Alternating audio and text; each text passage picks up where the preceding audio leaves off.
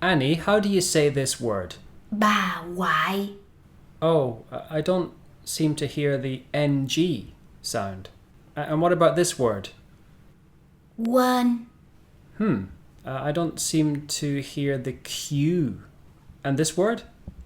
Qua. I don't seem to hear the h sound.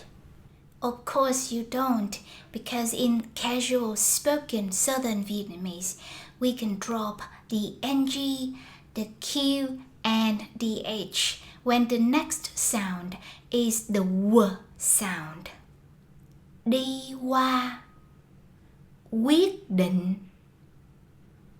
Ra ngoài. Quyển. Hoặc. Huấn luyện.